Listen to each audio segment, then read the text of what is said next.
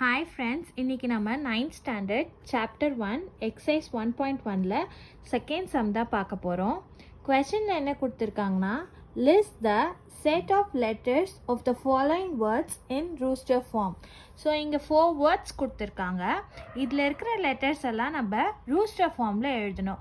Rooster ஃபார்ம்னா எப்படின்னா ஒரு செட்டை ஓப்பன் பண்ணி இதில் இருக்கிற லெட்டர்ஸை தனித்தனியாக ஒரே ஒரு டைம் வந்து எழுதணும்.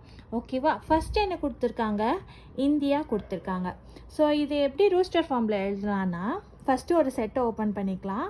நான் ஏ செட் ஓப்பன் பண்ணுறேன் கர்லி பிரேஸில். இங்கே என்ன லெட்டர்ஸ் இருக்குது? INDIA இருக்கா?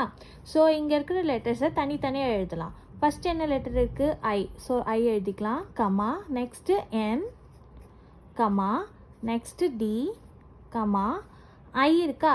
ஆல்ரெடி I எழுதியாச்சு. ஸோ I திருப்பி எழுதக்கூடாது. ஓகேவா? நெக்ஸ்ட் என்ன இருக்குது? A. ஸோ இதுதான் ரூஸ்டர் ஃபார்ம். ஓகேவா? First one answer. Next second என்ன கொடுத்துருக்காங்க? பேரலலோகிராம். ஸோ ஒரு செட் ஓப்பன் பண்ணிக்கலாம். நான் பின்னு நேம் பண்ணுறேன். ஓப்பன் ப்ராக்கெட் போட்டுட்டு ஃபர்ஸ்ட் என்ன லெட்டர் இருக்குது? P. So P, comma, next என்ன இருக்குது? A.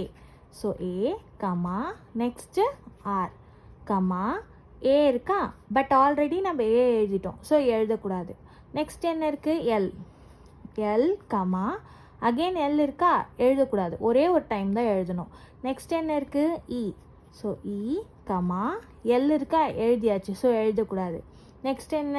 O, கமா, நெக்ஸ்ட் என்ன இருக்குது? G, comma, next R. Already இங்கே R எழுதியாச்சு. ஸோ R எழுதக்கூடாது. லாஸ்ட் என்ன இருக்குது? ஏவும் எழுதியாச்சு. நெக்ஸ்ட்டு M இருக்கா? M. ஸோ இதுதான் வந்து ரூஸ்டர் ஃபார்ம் இதுக்கு. நெக்ஸ்ட்டு தேர்ட் என்ன கொடுத்துருக்காங்கன்னா மெசசஃபி. இது வந்து ஒரு ரிவர். ஸோ ஃபஸ்ட்டு ஒரு கர்லி பிரேஸ் ஓப்பன் பண்ணிக்கலாம். ஃபர்ஸ்ட் என்ன இருக்குது? M இருக்குது. So M, comma, next I, comma, next என்ன இருக்குது? S, கமா, அகெயின் S இருக்குது. இங்கே S ஆல்ரெடி எழுதிட்டோம். ஸோ எழுதக்கூடாது. I இருக்குது. ஆல்ரெடி I எழுதிட்டோம். எழுதக்கூடாது. S இருக்குது. ஏற்கனவே எழுதியாச்சு. எழுதக்கூடாது. நெக்ஸ்ட்டு I, ஆல்ரெடி I இருக்குது. நெக்ஸ்ட் என்ன லெட்டர்ஸ் இருக்குது? P இருக்குது.